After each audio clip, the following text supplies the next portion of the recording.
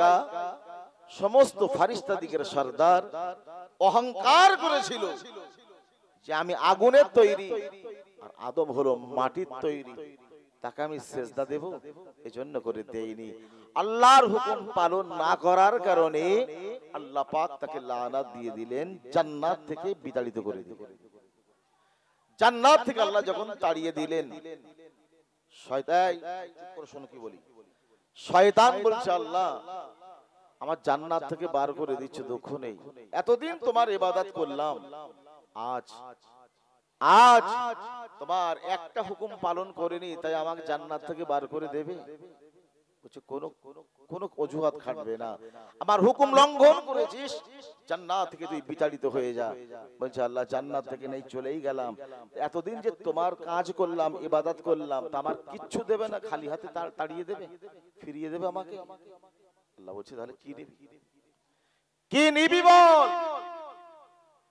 শয়তান বলছে আল্লাহ আদমের কারণে জান্নাত থেকে আমাকে বার করে দিলে, আজ আদম সন্তান হবে আর তারা জান্নাতে যে আরাম করবে, আমি জান্নাতের বাইরে ওরা কি করে জান্নাতে যায় আমি দেখব, এজন্য করে ওদের ধোঁকা দিতে গেলে আমাকে বাঁচতে হবে, কিয়ামত পর্যন্ত আমাকে হায়াত দিতে হবে। আল্লাহ পাক বললেন মনজুর শয়তান যা, আমি আল্লাহ পাক আজকের দিনে তোর দাবিটা, তোর চাওয়াটা আমি আল্লাহ পাক পূরণ করে নিলাম। তুই চাইলি কিয়ামত পর্যন্ত হায়াত, মাইকে সাউন্ড কেমন হলো কেন? আগে তো আগেই ভালো ছিল। আমি কিয়ামত পর্যন্ত হায়াত দিয়েছি, যা আর কিছু নিবি? শয়তান বলছে আল্লাহ শুধু কিয়ামত পর্যন্ত হায়াত হলে চলবে না, একটা মুহূর্তের ভিতরে পৃথিবীর এক প্রান্ত থেকে নিয়ে অপর প্রান্ত পর্যন্ত যাব, এই পাওয়ার ক্ষমতা আমাকে দিতে হবে। আল্লাহ পাক বললেন মনসুর যা, কবুল করলাম, তোর এই দাবিটা, এই চাওয়াটাও আমি আল্লাহ পাক কবুল করে নিলাম, আর কিছু নিবি? শয়তান সেদিন বলেছিল আল্লাহ আদম সন্তানগুলোকে ধোঁকা দিয়ে বোকা বানিয়ে জাহান্নামে নিয়ে যাওয়ার জন্য আল্লাহ কিয়ামত পর্যন্ত হায়াত নিলাম, একটা মুহূর্তের ভিতরে পৃথিবীর এক প্রান্ত থেকে নিয়ে অপর প্রান্ত পর্যন্ত যাব, সেই পাওয়ার ক্ষমতা নিলাম। আল্লাহ পাক ডাইনে যত ক্ষমতা আছে এই ক্ষমতাগুলো আমাকে দিতে হবে। আল্লাহ পাক সেদিন বলেছিলেন শয়তান যা, তোর সে দাবিটা, সেই চাওয়াটা আমি আল্লাহ পাক পূরণ করে দিলাম, আর কিছু নিবি বল? শয়তান বলেছিল আল্লাহ পায়ে যত ক্ষমতা আছে সেগুলো আমাকে দিতে হবে। আল্লাহ পাক বললেন যা শয়তান, সে দাবিটাও মেনে নিলাম, বায়ের ক্ষমতা তোকে দিলাম, ডাইনের ক্ষমতা, বায়ের ক্ষমতা দিলাম, আর কি নিবি বল? শয়তান সেদিন বলেছিল আল্লাহ সামনে যত ক্ষমতা আছে সেগুলো আমাকে দিতে হবে। আল্লাহ পাক বললেন মনসুর যা শয়তান, সেই দাবিটা, সেই চাওয়াটা আমি আল্লাহ পাক পূরণ করে নিলাম, আর কি নিবি বল, কি চাইবি বল? শয়তান সেদিন বলেছিল আল্লাহ পিছনে যত ক্ষমতা রয়েছে পিছনের ক্ষমতাগুলো আমাকে দিতে হবে। আল্লাহ পাক বললেন শয়তান যা যা, আমি আল্লাহ পাক তোর সে দাবিটাও মেনে নিলাম, তোর সে চাওয়াটা মেনে নিলাম, কিয়ামত পর্যন্ত হায়াত দিলাম। একটা মুহূর্তের ভিতরে পৃথিবীর এক প্রান্ত থেকে নিয়ে অপর প্রান্ত পর্যন্ত যাবি, সেই ক্ষমতা পাওয়ার আমি আল্লাহ পাক দিলাম, সামনে পিছনে ডাইনে বাঁয়ে চারদিকের ক্ষমতা দিলাম, আর কি নিবি, কি চাইবি বল? শয়তান সেদিন বলেছিল আল্লাহ না, আর কিছুই লাগবে না, আদম সন্তানগুলোকে ধোঁকা দিয়ে বোকা বানানোর জন্য যত দূর পর্যন্ত নিয়েছি আমার জন্য যথেষ্ট, আর কিছু নেব না, আর কিছু চাইব না। আল্লাহ পাক বললেন শয়তান শুনে রাখ, আমি আল্লাহ পাক তোকে জিজ্ঞাসা করলাম আর কি নিবি বল, কি চাইবি বল? তুই যখন বললে আর কিছু লাগবে না, কিছুই চাইব না, শয়তান শুনে রাখ, আমি আল্লাহ পাক রব্বুল আলামিন আমার আদরের বান্দা বান্দীদেরকে ধোঁকা দিয়ে বোকা বানিয়ে জাহান্নামে নিয়ে যাওয়ার চেষ্টা তুই করবি, প্রবঞ্চনা দিবি, ধোঁকা দিবি, গুনাহ করাবি। ওই বান্দা বান্দি যদি একটা বারের জন্য তাদের জীবনের ভুলগুলো বুঝতে পেরে, গুনাহগুলো বুঝতে পেরে একটা বারের জন্য তওবা করে জমিনে সিজদা দিয়ে আমি আল্লাহ পাক আমার কাছে দুটো হাত উঠিয়ে রোনাজারি করে কাঁদে, আমি আল্লাহ পাক দয়াময় দয়া করে আমার বান্দা বান্দীদের জন্য নিচে উপরে এই দুটো জায়গা ফাঁকা রেখে দিয়েছি। শয়তান তুই চাইলি না, আমি আল্লাহ পাকও দিলাম না। আমার বান্দা বান্দি যখন জমিনে সিজদা দিয়ে আমি আল্লাহ পাক আমার কাছে দুটো হাত উঠিয়ে কান্নাকাটি করবে, আমি রব্বুল আলামিন আল্লাহ পাক তাদের জীবনের গুনাহগুলোকে মাফ করে দেব। মাইকে জুতেরাম কেন ভাই, যত ভলিউম দিচ্ছি কেন হয় না কেন? সাউন্ড এত ব্যাপক কষ্ট হবে। মাইকের নাম হলো আস্তে কথা বলবো জোর হবে, কিন্তু সাউন্ড একদম ভালো না। শেষ রাতে একটু দেখেন মাইকটা ঠিক করতে পারেন কি, সাউন্ডটা ভাসিয়ে দেন সুন্দর করে। আস্তে কথা বলবো, সুন্দর করে আওয়াজ ভাসবে, বুঝতে যেন কারোর অসুবিধা না হয়। আল্লাহ পাক ভালোবেসে আমার আপনার জন্য দুটো জায়গা ফাঁকা রেখে দিয়েছে। শয়তান কিন্তু আর চায়নি, আল্লাহ পাক কিন্তু দেননি। আল্লাহ পাক শয়তানকে ভুলিয়ে দিয়েছিলেন। শয়তান, আমি বান্দা বান্দীদেরকে মহাব্বত করে সৃষ্টি করেছি, আর তুই তাদের ধোঁকা দিয়ে প্রবঞ্চনা দিয়ে জাহান্নামে ঢোকাবি। আমি আল্লাহ পাক তাদেরকে ক্ষমা করার জন্য আমি আল্লাহ পাক প্রস্তুত হয়ে আছি। বান্দা যদি একবার তওবা করে। আমার আল্লাহ পাক বললেন, ওই বান্দা বান্দী যারাই তওবা করবে আমি আল্লাহ পাক তাদেরকে বড় মহাব্বত করি, ভালোবাসি। তওবাকারীদের আমার আল্লাহ পাক বড় মহাব্বত করেন, বড় ভালোবাসেন। কেননা আল্লাহ পাকের কাছে বান্দা যখন অনুতপ্ত হয় আমার আল্লাহ পাক বড় খুশি হয়ে যান, রাজি হয়ে যান। আমার আল্লাহ পাক বললেন, বান্দা শুধু তোদের ক্ষমা করে দেব না বান্দা, ফাউলাইকা ইউবাদদিরুল্লাহু সাইয়্যাতিহিম হাসানাত। বান্দা ৮০-১০০ বছর ধরে যে গুনাহ তোরা করিস না কেন, একটিবারের জন্য তওবা করার কারণে আমি রব্বুল আলামিন আল্লাহ পাক ৮০-১০০ বছরের জীবনের গুনাহগুলোকে আমি আল্লাহ পাক তোদের জন্য নেকি দিয়ে পাল্টে দেব। ছিল গুনাহ, আল্লাহ পাক বললেন তোরা তওবা করার কারণে, ভুল স্বীকার করার কারণে, অনুতপ্ত হওয়ার কারণে আমি আল্লাহ পাক তোদের জীবনের গুনাহগুলোকে, এতটা পরিমাণ গুনাহ, এই গুনাহগুলোকে আমি ধরে উল্টে দিয়ে নেকি দিয়ে পাল্টে দিলাম। সুবহানাল্লাহ বলবেন না? হতাশ হবেন না, নিরাশ হবেন না। আমি যাব আস্তে আস্তে করে আপনাদেরকে নিয়ে। জীবনে গুনাহ করেছে, অন্যায় করে ফেলেছেন না, দুনিয়ার মানুষের কাছে না বলে রবের কাছে বলুন, আমার রব আমার আপনার ডাকে সাড়া দেবে। বান্দা রাসূলুল্লাহর কাছে একটি যুবক এসে কাঁদছে, এত কান্না কাঁদছে রাসূলুল্লাহর কাছে এসে যুবক ছেলেটা। রাসূল বলছেন, যুবক তুমি কাঁদছো কেন, কোন কারণে তুমি কাঁদছো? যুবকটা বললেন, ইয়া রাসূলুল্লাহ, ইয়া হাবিবাল্লাহ, হুজুর জীবনে এত পরিমাণ গুনাহ করেছি, গুনার ভয়ে আমি যুবক কান্নাকাটি করি। রাসূল বললেন, যুবক কি এমন গুনাহ তুমি করেছো যুবক, গুনার কথাটা একটিবার আমাকে তুমি বলো। যুবক ছেলেটা বললেন, ইয়া রাসূলুল্লাহ, ইয়া হাবিবাল্লাহ, হুজুর আমি যুবক এত পরিমাণ গুনাহ করেছি, দুনিয়ার জমিনে পাহাড় যত বড়, আমি যুবক আমার জীবনের গুনাহটা তা থেকেও অধিক পরিমাণ বড়। নবী বললেন, যুবক কেমন গুনাহ করেছো, তোমার গুনার কথাটা আমাকে তুমি বলো। যুবক ছেলেটা বলেন, ইয়া রাসূলুল্লাহ, ইয়া হাবিবাল্লাহ, নবী গো শুধু পাহাড় কেন, জমিন থেকে নিয়ে আসমান পর্যন্ত যত বড়, আমি যুবক আমার গুনার পরিমাণটা তা থেকে অধিক পরিমাণ বড়। নবী বললেন, যুবক, ও যুবক, কেমন গুনাহ করেছো? গুনার বিবরণটা একটিবারের জন্য তোমার নবীকে তুমি খুলে বলো। যুবক ছেলেটা বলেন, ইয়া রাসূলুল্লাহ, ইয়া হাবিবাল্লাহ, হুজুর, বড় শরমের কথা, বড় লজ্জার কথা, আমি কিভাবে গুনার কথাটা বলবো? নবী বললেন, যুবক, বলো বলো বলো, ও যুবক, কি গুনাহ করেছো? তোমার নবীর কাছে তুমি খুলে বলো। যুবকটা বলেন, ইয়া রাসূলুল্লাহ, ইয়া হাবিবাল্লাহ, নবী গো, আমি সাধারণ কোনো মানুষ নই, আমি হলাম এই মদিনার একজন কাফনচোর।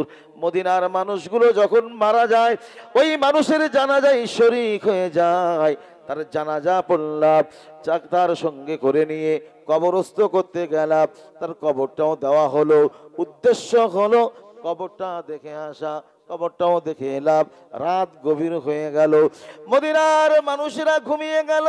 ইয়া রাসূলুল্লাহ, ইয়া হাবিবাল্লাহ, নবী গো, এই গভীর রজনীতে আস্তে আস্তে করে উঠে যে ওই কবরের ভিতরে ঢুকে পড়ে, কবরের ভিতরে ঢুকে পড়ে ওই মৃত লাশটাকে উলঙ্গ করে দিয়ে ওর গা থেকে কাফনের কাপড়টা খুলে নিয়ে মদিনার বাজারে বিক্রি করে সংসারটা চালায়।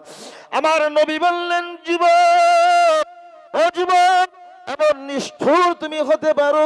একটা মানুষ মরে কবরে চলে গেল, কিছুই নিয়ে যায় না, সঙ্গে যায় শুধু আমল। পুরুষ হলে 3টা কাপড়, মহিলা হলে 5টা কাপড়, কাফনের কাফনটুকু নিয়ে একটা মানুষ মরে কবরের ভিতরে গেল। আর এমন নিষ্ঠুর তুমি হতে পারলে একটা মৃত লাশকে কবরের ভিতরে উলঙ্গ করে দিয়ে কাফনটা খুলে নিয়ে বিক্রি করে খেতে পারো? ও যুবক, শুনে রাখো, তোমার মতো গুনাহগার এই দুনিয়ার জমিনে আর কেউ আছে নাকি? যুবক ছেলেরা বলেন, ইয়া রাসূলুল্লাহ, ইয়া হাবিবাল্লাহ, নবী গো, এখানে শেষ নয়, এখন আসল গুনার কথাটা আমি বলি নাই। নবী অবাক হলেন, এত কঠিন গুনার কথা যুবক বলে? মানুষ মরে কবরে যায়, কবরের ভিতরে লাশের গা থেকে কাফন খুলে নিয়ে বিক্রি করে খেতে পারে, আবার কিনা বলে আসল গুনার কথাটা বলি নাই। রাসূল হতবাক হলেন, হতভম্ব হলেন, হতচকিত হয়ে গেলেন। রাসূলুল্লাহ যুবককে লক্ষ্য করে বললেন, যুবক, ও যুবক, বলো বলো, কেমন আসল গুনাহ করেছো? তোমার গুনার কথাটা নবীকে তুমি খুলে বলো। যুবক ছেলেটা বললেন, ইয়া রাসূলুল্লাহ, ইয়া হাবিবাল্লাহ, নবী গো, আমি হলাম স্বভাবে কাফনচোর, মদিনার মানুষের কবর থেকে কাফন চুরি করে নিয়ে আসি। আজ মদিনার একজন সুন্দরী রমণী ইন্তেকাল করে, যখন ইন্তেকাল করেছে সংবাদ শুনলাম, আমি যুবক চলে গেলাম ওই মহিলার জানাজা পড়বার জন্য, জানাজায় শরীক হয়ে গেলাম, জানাজা পড়ে এলাম, কবরস্থ করতে গেলাম। উদ্দেশ্য হলো কবরটা দেখে আসা। কবরস্থ করা গেল অন্য দিনের মতো। আজ আমি যুবক কবর ছেড়ে বাড়িতে চলে এলাম। রাত গভীর হলো, মদিনার মানুষ গেল, ঘুমিয়ে গেল। আমি যুবক ওই রাতে আর ঘুমাইনি। ওই গহীন রাতে আমি যুবক চলে গেলাম ওই মদিনার সুন্দরী রমণীর কবরের ভিতরে কাফনটা চুরি করবার জন্য। ইয়া রাসূলুল্লাহ, ইয়া হাবিবাল্লাহ, নবী গো, আমি কবরের ভিতরে ঢুকে অভ্যাস অনুযায়ী মহিলার গা থেকে কাফনের কাপড়টা খুলে নিলাম। মহিলা উলঙ্গ হয়ে গেল। ইয়া রাসূলুল্লাহ, নবী গো, সেই সময় মদিনার একজন সুন্দরী রমণী, অবিবাহিতা, দুনিয়ার কোন মানুষ তাকে স্পর্শ করে নাই। সেই সময় মহিলা উলঙ্গ যখন হয়ে গেল, কবরের ভিতরে শয়তান মনের ভিতরে আমাকে এমন অসহসা শুরু করে দিল। ও যুবক, তুমি কাফন চুরি করো, আজ একটা বার তাকিয়ে দেখো, মদিনার কবরের ভিতরে একজন সুন্দরী রমণী, মদিনার কোন মানুষ তাকে স্পর্শ করে নাই। ও যুবক, তাকে স্পর্শ না করে চলে যাবে, তোমার মতো হতভাগা আর কেউ আছে নাকি? ইয়া রাসূলুল্লাহ, নবী গো, আজ মনের ভিতরে শয়তান এমন করে ওয়াসওয়াসা যখন ঢুকিয়ে দিল, আজ মনের ভিতরে কুমন্ত্রণা যখন ঢুকিয়ে দিল, যৌবনের চাহিদা এত এত গুণ বেড়ে গেল, এত পরিমাণ বেড়ে গেল, আমি যুবক নিজেকে সামলাতে পারি না। ইয়া রাসূলুল্লাহ, ইয়া হাবিবাল্লাহ, নবী গো, কবরের ভিতরে শয়তানের ধোঁকায় প্রবঞ্চনায় পড়ে ওই মহিলাটার সঙ্গে জেনা করেছি। আমার নবী কাঁদে। রাসূলুল্লাহ বললেন, যুবক, ও যুবক, এমন নিষ্ঠুর তুমি হতে পারো? তোমার কি মা নাই? তোমার কি বিবি নাই? যুবক, একটা মানুষ মরে কবরে চলে গেল, মৃত লাশ, সেই লাশের সঙ্গে তুমি জেনা করতে পারো?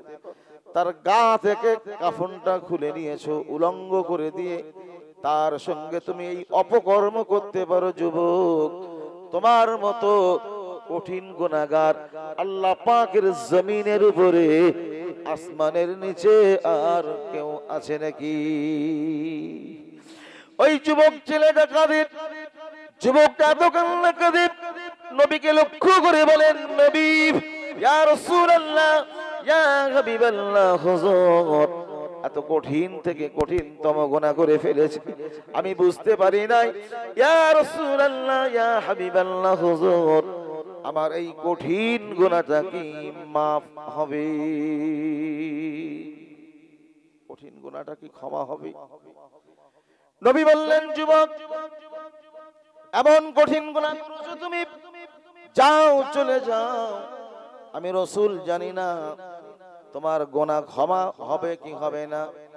ও যুবক, দুনিয়ার জমিনে যারা কঠিন থেকে কঠিন গুনাহ করেছে, আল্লাহ পাক কখনো কখনো আসমান থেকে আযাব আর গজব পাঠিয়ে তাদেরকে ধ্বংস করে দিয়েছে, শেষ করে দিয়েছে। আল্লাহ পাক কোন নবীর জামানায় আসমান থেকে আগুন বর্ষণ করেছে, কোন নবীর জামানায় আল্লাহ পাক জমিন তাদের উল্টে দিয়েছেন, কোন নবীর জামানায় আল্লাহ পাক ব্যাং আর ব্যাং ব্যাং দিয়ে আল্লাহ ভরপুর করে দিয়েছেন। ও যুবক, নবী দাউদ আলাইহিস সালামের জামানাতে আল্লাহ পাক ৭০,০০০ মানুষগুলোকে বানরের চেহারায় পরিবর্তন ঘটিয়েছে। শুয়েছিল মানুষ, ঘুমের ঘরে হয়ে গিয়েছিল বানর। ও যুবক, এমন কঠিন থেকে কঠিন গুনাহ করেছো, তুমি চলে যাও, না জানি তোমার কারণে আল্লাহ পাকের আযাব আর গজব চলে আসে নাকি। আমার আব্বা জানেরা, যুবক চলে গেলেন হতাশা নিরাশ মন নিয়ে, পাহাড়ের উপরে চূড়ায় বসে বসে আল্লাহ পাকের কাছে কাঁদে, আয় আমার আল্লাহ, তোমার নবীর কাছে গিয়েছিলাম, রাসূলুল্লাহ আমাকে ফিরে আসবার জন্য বলেছেন, আমি ফিরে এসেছি। আয় আমার আল্লাহ, আমি আপনার বান্দা, কার কাছে দোয়া চাইবো আল্লাহ, কার কাছে কাঁদবো, ক্ষমা কার কাছে চাইবো আল্লাহ? তুমি তো কাউকে ফিরিয়ে দাও না, তুমি হলে আমাদের মালিক, আমাদের রব আল্লাহ, আমি হলাম তোমার গোলাম, তোমার বান্দা গো আল্লাহ। দুনিয়ার জমিনে এত কঠিন থেকে কঠিন গুনাহ করে ফেলেছি, আমি বুঝতে পারি নাই, আমি বুঝতে না পেরে কবরের ভিতরে মহিলাটার সঙ্গে অপকর্ম করে ফেলেছি আল্লাহ। ভুল বুঝতে পেরে তোমার কাছে তওবা করে আল্লাহ পাক রোনাজারি করি, কান্নাকাটি করি, আল্লাহ আমার তওবাকে তুমি কবুল করে নাও, ফিরিয়ে দিও না আল্লাহ। আল্লাহর কাছে এত কান্না কাঁদে, ওই যুবক চোখের পানি ছেড়ে ছেড়ে এত কান্না কেঁদেছিল, আশের জমিনগুলো ভিজিয়ে কাদা করে দিয়েছিল। আল্লাহ পাকের রহমতের দরিয়ায় জোশ মেরে গেল।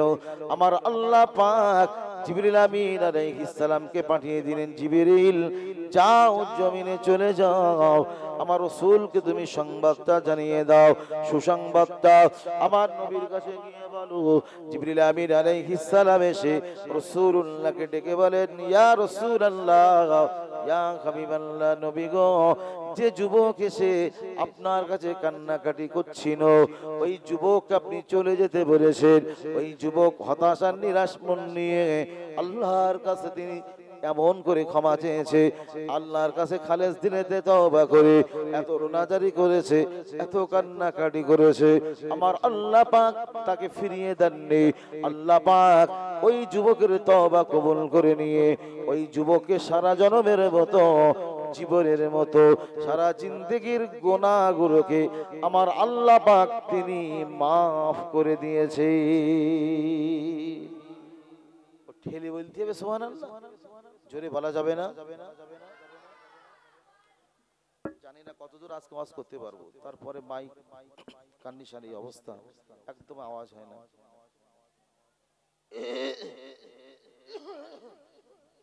আমরা গুনাহ করেছি, বিশ্বাস করুন ভাই, জীবনে অনেক গুনাহ করে ফেলেছি, অনেক শয়তানের ধোঁকায় আর প্রবঞ্চনায় পড়ি। একটাবার কি ভেবে দেখেছেন? আবার আল্লাহ পাক বললেন, বান্দা ওয়ালাকাদ যারানা লিজাহান্নামা কাসীরাম মিনাল জিন্নি ওয়াল ইনস।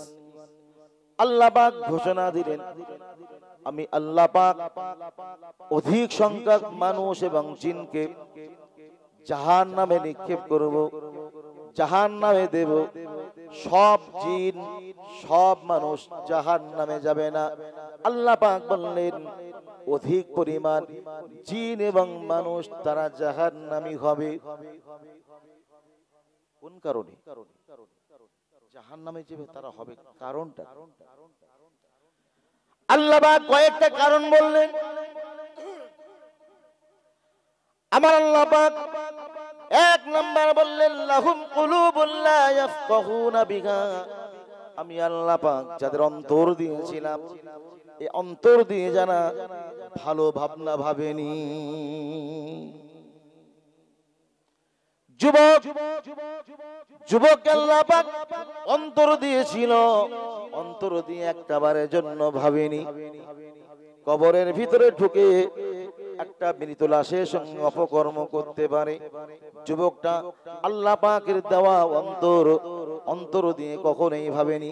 মুসলমান ঘরে ছেলেগুলো মদ পান যখন করে একটাবারের জন্য ভাবে না আল্লাহ পাকের নিষেধাজ্ঞা অমান্য করে এই মদ পান করছি, আল্লাহ পাক যেটা বারণ করেছেন, নিষেধ করেছেন, এটা যদি আমি পালন করি, অমান্য করে মন চাহি জিন্দেগি যদি চালাই, পরিণাম কি খারাপ রয়েছে। যুবক ভাবে না, জেনা করতে যে ভাবে না, সুদ খেতে যে ভাবে না, কোন অপকর্ম করতে যে ভাবে না। আল্লাহ পাক বললেন বান্দা অন্তর তোমাদের দিয়েছি ভাববার জন্য। বান্দা ভাববে, তুমি ভাববে, অন্তর দিয়ে তুমি ভাববে। যে বান্দাগুলো অন্তর থাকার পরেও ভাবে না, আল্লাহ পাক তাদের জন্য ঘোষণা দিয়েছেন জাহান্নাম। আল্লাহ পাক বললেন ওয়ালাহুম আ'ইনুল লা ইউবসিরুনা বিহা। আমি আল্লাহ পাক যাদেরকে চোখ দিয়েছি ভালো জিনিস তারা দেখে না, চোখকে ভালো কাজে তারা ব্যবহার করে না। চোখ মন চাহি জিন্দেগি যেটা দেখতে বলে সেটাই দেখে। আল্লাহ পাক যেটা দেখতে বলেছেন এই চোখ সেটা দেখে না, এই চোখ কিন্তু সেটা দেখে না। বাবা মন যেটা চেয়েছে ওর ভাবনা তো অন্য, সেদিকেই কিন্তু চোখকে ঘুরিয়ে নিয়ে যাচ্ছে। আমার আব্বা জানেন একটিবারের জন্য ভাবতে আমি নিবেদন করব, আমরা তো মানুষ, মানুষের সুরত, দুনিয়ার জমিনে আমার আপনার বিচরণ, আমি আপনি ছিলাম বা কোথায়, আমার আপনার এখন এমন অবস্থা, পরবর্তীতে আমরা কোথায় যাব আমরা তো ভাবি না।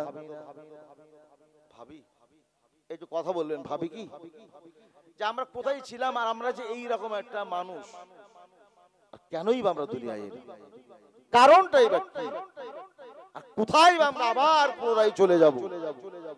কোন দিনের জন্য কিন্তু আমরা একটি বারের জন্য কিন্তু ভাবিনি গো বাবা। যদি ভাবতাম তাহলে কিন্তু আমি আপনি নিশ্চিত করে কামিয়াবি হতে পারতাম। ভাবেনি, একটু এগিয়ে দিয়ে যাই। শেষ রাতে কি কথা আমি আপনাদেরকে বলবো, যতদূর পর্যন্ত চেষ্টা করছি কিছু কথা বলবার জন্য, আমি আপ্রাণ চেষ্টা করছি জান প্রাণ দিয়ে আপনাদেরকে একটু বোঝানোর জন্য, যদি আপনাদের মন থাকে। আমার আল্লাহ পাক বললেন ও বান্দা তোমাদের চোখ দিয়েছি ভালো জিনিস দেখবার জন্যে, বান্দা তোমরা ভালো জিনিস দেখলে না, এই চোখটাকে তোমরা অপকর্ম খারাপ কাজে ব্যবহার করেছো ও বান্দা। আর আমি আল্লাহ পাক যাদেরকে ওয়ালাকুম আযানুল্লাহ ইয়াসমাউনা বিহা, আল্লাহ পাক বললেন আমি যাদেরকে কান দিয়েছি, কান থাকা সত্ত্বেও ভালো কথা তারা শোনে না, ভালো জিনিস তারা শোনে না, এমন করে অন্তর দিয়ে যারা ভাবে না, চোখ দিয়ে যারা ভালো জিনিস দেখে না, কান দিয়েছি, কান দিয়ে ভালো জিনিস তারা শোনে না, খারাপ জিনিস কান শোনা নিয়ে মত্ত হয়েছে। আজ এমন একটা সময়, বর্তমান পরিস্থিতি, এমন একটা সময় পরিস্থিতি, তুমি শুনবে না। আজ গোনা করতে কোথাও যেতে হয় না বাপ। বিগত দিনে গোনা করতে গেলে কোথাও না কোথাও যেতে হতো, হলে যেতে হতো, কোনো পার্কে যেতে হতো, যে সেখানে মানুষ গোনার কাজ করত। কিন্তু বর্তমান সময় প্রত্যেকের হাতে হাতে এখন অ্যান্ড্রয়েড সেট রয়েছে, না আছে না নাই? বাচ্চাদের হাতে আছে না নাই? ইমোতে কথা বলে, হোয়াটসঅ্যাপে কথা বলে, টুইটারে কথা বলে, মানুষ মেসেঞ্জারে কথা বলে। দেখবেন ইমো যখন চালানো হয়, আপনি দেখতে আপনার মন চাইছে না, কিন্তু টাকা আমার, মোবাইল আমার, নেট ভরলাম আমি, আমার টাকা, আমাকে আপনাকে খারাপ জিনিস দেখানো হবে, খারাপ জিনিস শোনানো হবে। ঠিক বলছেন না ভুল বলছি? 10 সেকেন্ড তোমাকে দেখতেই হবে, কোনো লাইন নেই। হুজুর যত ধরো হুজুর হও না কেন, তুমি দেখবে না, কাটতেও পারবে না, শুনবে না, কোনো লাইন নেই, তোমাকে শুনতে হবে। ইউটিউবে যাবেন, ভালো ওয়াজ একটা দেবেন, ওই ওয়াজ শোনার আগে বড় হুজুর এসে আগে বসে রয়েছে, আগে ওয়াজ শোনাচ্ছে, জাহান্নামের ওয়াজ। কি কঠিন পরিস্থিতির মধ্যে আমরা বর্তমান যুগ সন্ধিক্ষণে এমন একটা সময় আমরা চলে এসেছি। আমার নবী বলেছেন হাতের উপরে আগুন রাখা সহজ হবে, কিন্তু তোমার ঈমান রাখাটা বড় কঠিন হয়ে যাবে বাপ। কঠিন থেকে কঠিন। আসলে আমরা ঈমানের গুরুত্বও তো বুঝিনি, ঈমান কি জিনিস তাও বুঝিনি, আসে কখন তাও জানি না, যাই কখন তাও জানি না, আর গেলে করণীয় কি তাও বুঝিনি। মানে ঈমান যে কি জিনিস তাও কিন্তু আমার আপনার বুঝে আসে না। সাবজেক্ট আমার ওদিকে নয়, শুধুমাত্র কেবলমাত্র আমি বোঝানোর জন্য আপনাদেরকে বলতে চাইছি, বোঝাতে চাইছি। যাজ আমরা কোথায়, আজ ঈমানটাকে যদি কষ্ট করে আনতে হতো তাহলে কিন্তু আমার আপনার বুঝে আসতো যে ঈমানটা কি জিনিস গো বাপ। যারা এনেছেন ঈমান, দুটো দল, যারা আল্লাহ পাককে ভয় করেছে এবং আল্লাহ পাকের হুকুমের উপর অবিচল থেকেছে, তারাই কিন্তু সফল কাম হয়েছে, হতে পেরেছে। রাসূলুল্লাহর সাহাবায়ে কেরাম রিদওয়ানুল্লাহি তাআলা আলাইহিম আজমাইন ঈমান কি জিনিস গুরুত্ব তারা বুঝেছিল। কেন ঈমান যদি না থাকে আমি আপনি কিন্তু জান্নাতে যেতে পারবো না বাবা। ঈমান যদি থাকে তাহলে আল্লাহ পাকের যে দয়ার জান্নাত রেখেছেন বান্দা বান্দীদের জন্য, বন্দী করো এই ভয় সালমান করে না। যেই না কদম বাড়িয়েছে ইহুদি সালমান ফারসি রাদিয়াল্লাহু তাআলা আনহুকে আটকে দিলেন, বন্দী করে দিলেন। ইহুদি বলল, সালমান শুধু বন্দী করে দেব না, এখনই তোমাকে বন্দী রেখে খাদ্য পানি সব বন্ধ করে দেব। রাসূলুল্লাহর ওই সাহাবী সালমান ফারসি রাদিয়াল্লাহু তাআলা আনহু ইহুদিকে বললেন, ভাই ইহুদি তুমি শুনে রাখো, যে সন্ধান আমি পেয়েছি রাসূলুল্লাহর হাতে হাত দিয়ে ঈমানের কালেমা পড়ে মুসলমান হব, যে আশা যে নেশায় আমি চলছিলাম, প্রতিমধ্যে বন্দী করে খাদ্য পানি বন্ধ করো আর নাই করো, দেখবার সময় আমার নাই, ওই ভয় সালমান করে না। ইহুদি বলল, সালমান বন্দি করব, আটকাবো, খাদ্য পানি সব বন্ধ করে দেব। সালমান ফারসি বললেন, ইহুদি তোমার মন যেটা চাই সেটা করতে পারো, কিন্তু এখন আমি সালমান আমার রাসূলুল্লাহর কাছে যে ঈমানের কালেমা পড়ি মুসলমান হব। জোরে বলুন না সুবহানাল্লাহ। সালমান চলতে শুরু করেছে, ইহুদি আটকে দিল, সালমান তুমি যেতে পারবে না, বন্দী করে দিল, ঘোষণা দিয়ে দিল সালমানের জন্য খাদ্য বন্ধ করে দাও। শুধু খাদ্য না, পানিও বন্ধ করে দাও, খাদ্য পানি সব বন্ধ করে দেওয়া হলো।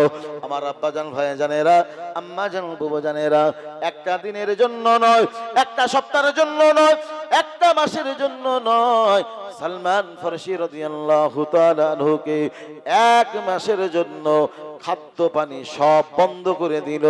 একদিন যায়, 2 দিন যায়, 3 দিন যায়, খাদ্য ক্ষুধার যন্ত্রণা সালমান ফারসি আর সহ্য করতে পারে না। একদিকে ক্ষুধার যন্ত্রণা, অন্যদিকে পিপাসা, পিপাসায় কাতর সালমান কান্নাকাটি করে, বুক ফাটা কান্না, ভাই ইহুদি খেতে দাও আর না দাও, পিপাসায় কাতর জীবনটা যেন বেরিয়ে যায়, এক ঢোক পানি আমাকে তুমি দাও। ইহুদি বলল, সালমান এক ঢোক পানি কেন, যত পানি লাগে সব পানি দেব, তুমি মুহাম্মদ সাল্লাল্লাহু আলাইহি ওয়াসাল্লামের কাছে যেতে পারবে না। সালমান ফারসি রাদিয়াল্লাহু তাআলা আনহু সেই দিন বলেছিলেন, ভাই ইহুদি, ভাই ইহুদি তুমি শুনে রাখো, আমাকে জেলে বন্দি করেছো, আটকে রেখেছো, খাদ্য বন্ধ করেছো, পানিও বন্ধ করে দিয়েছো, পানি চাইলাম পানিও দেবে না। ও ভাই ইহুদি তুমি শুনে রাখো, পানি বন্ধ করে দিয়েছো, পানি দাও আর না দাও, পানির পিপাসায় যদি সালমানের জীবনটা বেরিয়ে যায়, তবু আমি সালমান আমার নবীকে ছেড়ে দেব না, কলেমা পড়া থেকে পিছিয়ে আসব না। যে সন্ধান পেয়েছি আমি, ইমানের কলেমা পড়ে মুসলমান হব। কেন? মুসলমান যদি না হতে পারে ভেবেছে, এটা অন্তর দিয়ে ভেবেছে, আমি মুসলমান যদি না হতে পারি, কঠিন আযাবে জাহান্নাম, এই আযাব জাহান্নামের আগুন তো আমি সহ্য করতে পারবো না। যে আগুনটাকে 3000 বছর জ্বালিয়ে কালো করা হয়েছে, আগুন সইব কি করে? দুনিয়ার আগুন সহ্য করতে পারি না, জাহান্নামের আগুন কিভাবে সইব? আমাকে ইমানের কলেমা পড়ে মুসলমান হতেই হবে যদি জাহান্নামের আগুন থেকে বাঁচতে চাই। ইহুদি আটকে দিল, বন্দি করল, এক মাসের জন্য খাদ্য পানি সব বন্ধ করে দিল। একদিন যায়, 2 দিন যায়, এক সপ্তাহ যায়, কিছু দিন পেরিয়ে গেল, সালমান ফারসির জবানটা যেন শুকিয়ে যায়, গায়ে তার গোশত যেন আর নাই, চামড়াগুলো গোশের সঙ্গে যেন হাড়ের সঙ্গে মিশে গিয়েছে। এমন একটা সময়, দেখতে দেখতে একটা মাস যেন হয়ে গেল। রাসূলুল্লাহর সাহাবী হযরত আলী রাদিয়াল্লাহু তাআলা আনহু এমন একটা সময় ইহুদির বাড়ির পাশ দিয়ে রাসূলুল্লাহর ওই সাহাবী ব্যবসার জন্য রওনা দিয়েছে। রাসূলুল্লাহর সাহাবী হযরত আলী রাদিয়াল্লাহু তাআলা আনহু ব্যবসার জন্য পথ চলতে চলতে ইহুদের বাড়ির পাশ দিয়ে যখন চলে, হঠাৎ করে কান্নার আওয়াজ যেন ভেসে আসে, যেন ছেলে মানুষের মতো, বাচ্চার মতো, শিশু বাচ্চার মতো কান্নাকাটি করে। যত এগিয়ে যায় কান্নার আওয়াজ যেন কান্নাকাটি করছে জোর করে, কান্নার আওয়াজ যেন বার হয় না। রাসূলুল্লাহর সাহাবী আলী রাদিয়াল্লাহু তাআলা আনহু টুকটুক করে এগিয়ে গেলেন, লক্ষ্য করে দেখলেন একটা ঘরের ভিতরে একজন মানুষকে আটকানো রয়েছে, বন্দী করা রয়েছে, গায়ে তার গোশত নয়, গোশগুলো যেন হাড়ের সঙ্গে মিশে গিয়েছে। ওই মানুষটাকে জিজ্ঞাসা করলেন, ভাই তোমার নামটা কি? আমার নাম হলো সালমান, তোমার এমন অবস্থা কেন? সালমান ফারসি রাদিয়াল্লাহু তাআলা আনহু সেই দিন বলেছিলেন, আপনি কে আমি জানি না, তবে আমি রাসূলুল্লাহর কাছে যে ইমানের কলেমা পড়ে মুসলমান হব বলে পানি থেকে রওনা দিয়েছি, প্রতিমধ্যে ইহুদি আটকে দিয়ে বন্দি করে আমাকে ঘরের ভিতরে, জেলের ভিতরে বন্দি করে দিয়েছে।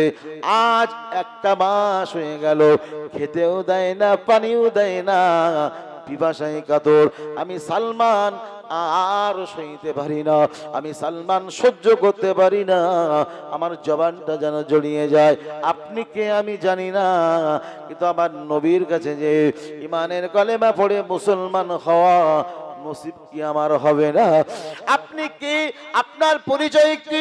রাসূলুল্লাহর সাহাবী হযরত আলী রাদিয়াল্লাহু তাআলা আনহু তিনি বললেন, ভাই তুমি যে নবীর কাছে যে ইমানের কালেমা পড়ে মুসলমান হবে বলে সিদ্ধান্ত নিয়েছো, যে সিদ্ধান্তের কারণে 1 মাস খাদ্য পানি বন্ধ, আমি হলাম সেই নবী জনাবে মুহাম্মদুর রাসূলুল্লাহ সাল্লাল্লাহু আলাইহি ওয়াসাল্লামের একজন উম্মাত। জোরে বলবেন না? ও সালমান, শুধু তাই নয়, আমি হলাম জনাবে মুহাম্মদুর রাসূলুল্লাহ সাল্লাল্লাহু আলাইহি ওয়াসাল্লামের সাহাবী হযরতে আলী রাদিয়াল্লাহু তাআলা আনহু, যেই না শুনিয়েছেন রাসূলুল্লাহর সাহাবী সালমান ফারসি রাদিয়াল্লাহু তাআলা আনহু বললেন, ও রাসূলুল্লাহর সাহাবী আলী, আমি আজ রাসূলুল্লাহর কাছে যাব বলে আমার এমন অবস্থা হয়েছে, এই সংবাদ আমার নবী তো জানে না, রাসূল তিনি তো জানেন না। ও রাসূলুল্লাহর সাহাবী, জীবনের শেষ আশা, এরা খেতে দিক আর না দিক, পানি দিক আর না দিক, জীবনের শেষ আশা আমার এই সংবাদটা, আমার এই করুণ অবস্থাটা আমার নবীর কাছে কি তুমি জানাতে পারবি? আমার এই কঠিন অবস্থা আমার রাসূলুল্লাহর কাছে কি একটু বলতে পারবে? রাসূলুল্লাহর সাহাবী হযরত আলী রাদিয়াল্লাহু তাআলা আনহু ওই ইহুদির কাছে গিয়ে বললেন, ভাই ইহুদি, আজ একজন নির্দোষ মানুষ, কোন অন্যায় তো করেনি, তোমার তো কোনো ক্ষতি করেনি, কোনো অপরাধ করেনি, কোন কারণে তাকে বন্দী করেছো? 1 মাস খেতেও দাও না, পানিও দাও না, পিপাসায় কাতর, মানুষের জীবনটা যেন বেরিয়ে যায়, এমন কষ্ট কেন তুমি দিচ্ছ? ইহুদি বলল, আলী, ও আলী, কালেমা পড়তে পারবে না? আলী রাদিয়াল্লাহু তাআলা আনহু বললেন, তার ব্যক্তিগত স্বাধীনতা, কলেমা পড়বে কি পড়বে না তার নিজের ইখতিয়ার, সে চলছে কলেমা পড়বে, তোমার তো কোনো ক্ষতি করে নাই, বন্দি করেছো, আবার খাদ্য বন্ধ, পানিও বন্ধ, এমন কঠিন আযাবে কেন তুমি রেখেছো? কঠিন শাস্তি কেন দিচ্ছ? ও ইহুদি, রাসূলুল্লাহর কাছে যে এই মানুষটা কলেমা পড়ে মুসলমান হবে, আপনি ছেড়ে দেন, মুক্ত করে দেন, আজাদ করে দেন। ইহুদি বলল, আলী, যত বড় না কেন, একে আমি মুক্ত করব না, আজাদ করব না, অত সময় পর্যন্ত, যত সময় কলেমা পড়তে না যাবে, এই কথাটা বলবে, তত সময় পর্যন্ত কে ছেড়ে দেব না। রাসূলুল্লাহর সাহাবীর কাছে ছাড়লেন না। রাসূলুল্লাহর সাহাবী হযরত আলী রাদিয়াল্লাহু তাআলা আনহু সোজা চলে গেলেন রাসূলুল্লাহর কাছে। রাসূলুল্লাহর সাহাবায়ে কেরামের বসা, হযরত আবু বকর রাদিয়াল্লাহু তাআলা আনহু বসে রয়েছেন, ফারুক আযম ওমর রাদিয়াল্লাহু তাআলা আনহু তিনিও রয়েছেন, রাসূলুল্লাহর সাহাবী উসমান গনি রাদিয়াল্লাহু তাআলা আনহু তিনিও বসা রয়েছেন। আলী রাদিয়াল্লাহু তাআলা আনহু রাসূলুল্লাহর দিকে এগিয়ে যান, কাছাকাছি হয়ে গেলেন। রাসূল জিজ্ঞাসা করলেন, আলী, তুমি তো ব্যবসার জন্য বেরিয়েছিলে, কেন তুমি ফিরে চলে এসেছো? রাসূলুল্লাহর সাহাবী হযরত আলী রাদিয়াল্লাহু তাআলা আনহু বলেন, ইয়া রাসূলুল্লাহ, ইয়া হাবিবাল্লাহ, হুজুর, ব্যবসার জন্য চলছিলাম, প্রতিমধ্যেই ঘটনা, আপনার একজন আশিক উম্মত আপনার হাতে হাত দিয়ে ঈমানের কলেমা পড়ে মুসলমান হবে, এই কথাটা শুনে ইহুদি বন্দী রেখে খাদ্য দেয় না, পানিও দেয় না, পিপাসায় কাতর, জীবনটা যেন বেরিয়ে যায়। আপনার সালমান আপনার জন্য কাঁদি।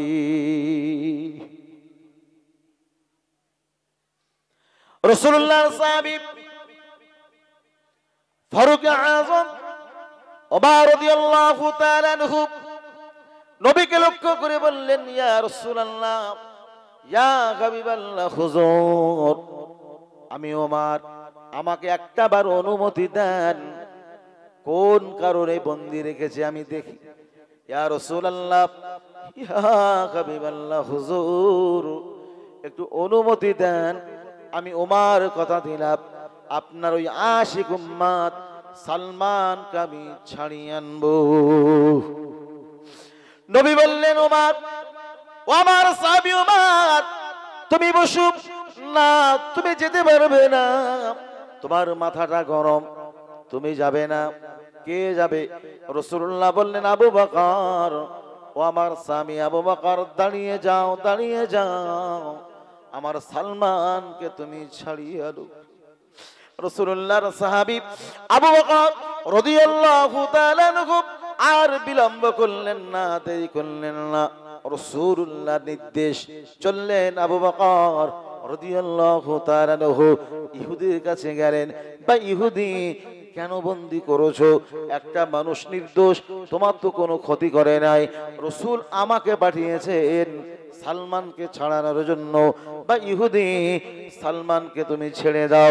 ইহুদি বলল, আবু বকর যতবার বলো না কেন, আমি ইহুদি সালমানকে ছেড়ে দেব না। যত তুমি বলো বলো, সালমানকে আমি ছাড়তে পারবো না। এক পর্যায়ে ছাড়লেন না। অনেক লম্বা কথা। রাসূলুল্লাহর সাহাবী আবু বকর রাদিয়াল্লাহু তাআলা আনহু তার কাছেও দিলেন না, ফিরে আসছেন। হযরত ওমর রাদিয়াল্লাহু তাআলা আনহু বসা। রাসূলুল্লাহকে লক্ষ্য করে বলেন, ইয়া রাসূলুল্লাহ, ইয়া হাবিবাল্লাহ, নবী গো, ওই দেখুন আবু বকর আসছে খালি হাতে। এই মাইকের এই অবস্থা, আবার তাতে তোরা কথা বলছিস, ওয়াজ করতে দিবি না। রাসূলুল্লাহর সাহাবী হযরত আবু বকর রাদিয়াল্লাহু তাআলা আনহু খালি হাতে তিনি রাসূলুল্লাহর কাছে গেলেন। রাসূলুল্লাহ বলেন, আবু বকর সংবাদ বলো। আবু বকর, ও আমার আবু বকর, কি হয়েছে তুমি বলো। আবু বকর রাদিয়াল্লাহু তাআলা আনহু বলেন, ইয়া রাসূলুল্লাহ, ইয়া হাবিবাল্লাহ, নবী গো, আপনার আশিক উম্মত সালমান খাদ্য পানির জন্য পিপাসায় কাতর, ছটফট করে, গায়ে তার গোশত নাই, চামড়াগুলো হাড়ের সঙ্গে মিশে গিয়েছে। আপনাকে দেখবার জন্য সালমান উত্তাল হয়ে গেছে, ইমানের কালেমা পড়ে মুসলমান হবে। ইহুদির কাছে এত বললাম, ইহুদি সালমানকে ছেড়ে দিল না। খলিফাতুল মুসলিমিন হযরত ওমর রাদিয়াল্লাহু তাআলা আনহু রাসূলুল্লাহকে ডেকে বললেন, ইয়া রাসূলুল্লাহ, ইয়া হাবিবাল্লাহ, নবী গো, আমি ওমর রেডি আছি, অনুমতি দেন। আমি ওমর কথা দিলাম সালমানকে ছাড়িয়ে আনবো। রাসূলুল্লাহ বললেন, ওমর, ও সাহাবী ওমর, তোমার মাথা গরম, তুমি যেতে পারবে না। কে যাবে? রাসূলুল্লাহ বললেন, ও আবার সাহাবী উসমান গনি, কোথায় তুমি দাঁড়িয়ে যাও, আবার সালমানকে তুমি ছাড়িয়ে আনো। রাসূলুল্লাহর সাহাবী উসমান গনি রাদিয়াল্লাহু তাআলা আনহুকে রাসূল পাঠালেন। উসমান গনি গেলেন ইহুদির কাছে। তিনি সেইভাবেই বললেন, আবু বকর রাদিয়াল্লাহু তাআলা আনহু যেভাবে বললেন তিনিও সেইভাবে বললেন। ওই ইহুদি বলল, উসমান যত বড় না কেন, সালমানকে আমি ছাড়তে পারবো না। উসমান গনি বললেন, ইহুদি বিনা দোষে বিনা অপরাধে বন্দী করে কষ্ট দাও। ও ইহুদি, বলো বলো, কত সম্পদ লাগবে, কত অর্থ লাগবে বলো, খেজুর বাগান লাগবে বলো, কি লাগবে বলো, আমি উসমান গনি সালমানকে ছাড়ানোর জন্য যেটা চাইবে সেটা দিতে রাজি। ছাড়তে তোমাকে হবে, ছেড়ে দাও। মা বোন যারা এসছেন, আপনারা গল্প করবেন, কথা বলেই যাবেন, চুপ করবেন না। মা একটু বসেন, আপনাদের বিষয়ে কিছু নিয়ে এসেছি, বলবো, সুযোগ হলে বলবো। মা রাসূলুল্লাহর সাহাবী উসমান গনি রাদিয়াল্লাহু তাআলা আনহু ইহুদিকে বললেন, ভাই ইহুদি, কি লাগবে বলো, আমি তাই দিতে রাজি। ইহুদি বলল, উসমান, কিছুই লাগবে না, কিছুই চাইবো না, না লাগবে টাকা, না লাগবে বাগান, কিন্তু সালমানকে আমি ছেড়ে দেব না। কোন সম্পদের বিনিময় দিলেন না। রাসূলুল্লাহর সাহাবী হযরত উসমান গনি রাদিয়াল্লাহু তাআলা আনহু তিনিও খালি হাতে ফিরে এসেছেন রাসূলুল্লাহর কাছে। হযরত ওমর রাদিয়াল্লাহু তাআলা আনহু এখনো পর্যন্ত বসা। রাসূলুল্লাহর সাহাবী ওমর রাদিয়াল্লাহু তাআলা আনহু বলেন, ইয়া রাসূলুল্লাহ, ইয়া হাবিবাল্লাহ, নবী গো, একটাবার অনুমতি দেন, আমি ওমর কথা দিলাম সালমানকে আমি ছাড়িয়ে আনবো। আবু বকর খালি হাতে এসেছে, ওমর রাদিয়াল্লাহু, আবু বকর রাদিয়াল্লাহু তাআলা তিনিও খালি হাতে এলেন, ওসমান গনিও খালি হাতে এলেন, হযরত আলী রাদিয়াল্লাহু তাআলা তিনিও খালি হাতে এসেছেন। ইয়া রাসূলুল্লাহ, নবী গো, আমাকে একটাবার অনুমতি দেন। আবার নবী বললেন, ওমর, তোমার মাথা গরম, তোমাকে পারমিশন দেওয়া যাবে না। আমার আব্বাজান ভাই জানেরা, সাহাবায়ে কেরামেরা বসা, হঠাৎ করে জিবরিল আমিন আলাইহিস সালাম এসে আমার রাসূলুল্লাহর কানে কানে কানে কানে যেন কি কথা বলে, ফিসফিস করে রাসূলুল্লাহর কানে কানে জিবরিল আমিন আলাইহিস সালাম এসে কি কথা বলে। জিবরিল আমিন আলাইহিস সালাম কথা বলে, আর ওমর রাদিয়াল্লাহু তাআলা আনহু হাসি। রাসূলুল্লাহর সঙ্গে ফারিস্তার কথা হচ্ছে, আর এই দৃশ্যটা দেখে হযরত ওমর রাদিয়াল্লাহু তাআলা হাসছেন। কথা শেষ হয়ে গেল। রাসূলুল্লাহকে দেখে রাসূলুল্লাহ বললেন, ওমর সাহাবী ওমর, আমার কাছে জিবরিল আমিন আলাইহিস সালাম এসে আমার কানে কানে কথা বলে, সেই সময় কেন তুমি হাসছিলে? জিবরিল আমিন আলাইহিস সালাম তো ওহী নিয়ে আসেন, আর ওই সময় তো সাহাবায়ে কেরামে হাসেন না। সাহাবী ওমর, কেন হাসছিলে বাবা, কেন হাসছিলে? ওমর রাদিয়াল্লাহু তাআলা আনহু বললেন, ইয়া রাসূলুল্লাহ, ইয়া হাবিবাল্লাহ, নবী গো, আপনি বলুন এবারে কে যাবে? রাসূল চুপ মেরে আছে। ওমর রাদিয়াল্লাহু তাআলা রাসূলকে বললেন, ইয়া রাসূলুল্লাহ, ইয়া হাবিবাল্লাহ, হুজুর, জিবরিল আমিন আলাইহিস সালাম এসে আপনার কানে কানে কানে কানে যে কথাগুলো বলেছে, ওই কথাগুলো স্বয়ং আল্লাহ পাক রব্বুল আলামিন আমি ওমরের কান পর্যন্ত পৌঁছে দিয়েছে। ইয়া রাসূলুল্লাহ, ইয়া হাবিবাল্লাহ, নবী গো, আপনার কাছে জিবরিল আমিন আলাইহিস সালাম এসে কানে কানে যে কথাগুলো বলেছে আমি সব শুনতে পেয়েছি। ইয়া রাসূলুল্লাহ, ইয়া হাবিবাল্লাহ, হুজুর, আপনি বলুন এবারে কে যাবে?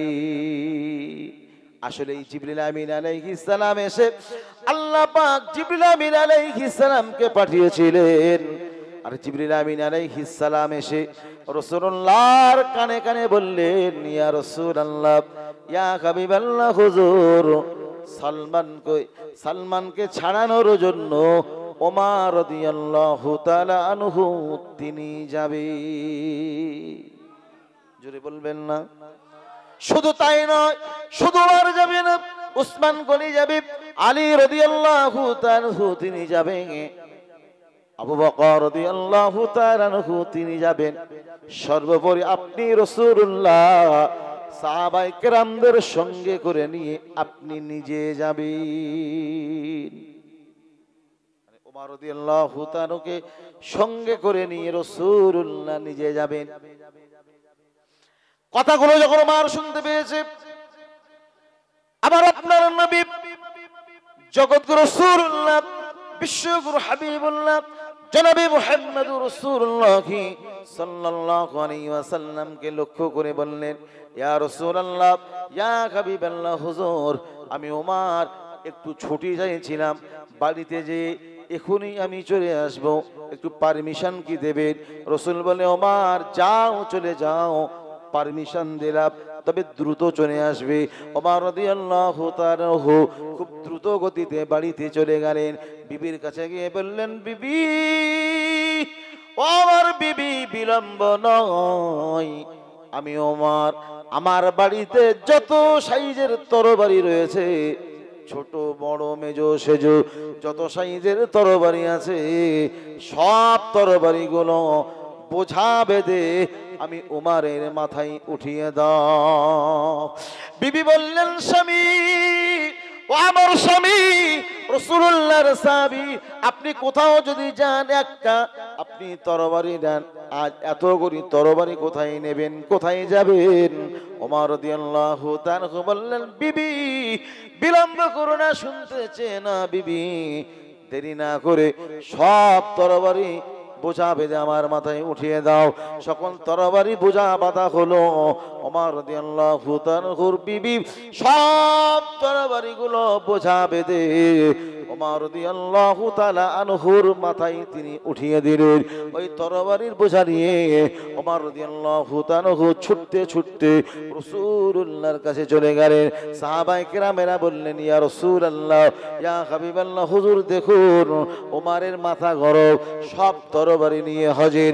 ওমর রাদিয়াল্লাহু তাআলা রাসূলুল্লাহকে লক্ষ্য করে বললেন, ইয়া রাসূলুল্লাহ, ইয়া হাবিবাল্লাহ, নবী গো, আপনি ভাবছেন ওমরের মাথা গরম, ওমর মাথা গরম করবে সালমানকে ছাড়াতে, যে ওমর মাথা গরম করবে না, না না, আমি ওমর আজ আমার সকল তরবারিগুলো ছোট বড় মেজো সেজো সব সাইজের তরবারিগুলো আপনার কদম তলে জমা দিয়ে দিলাম।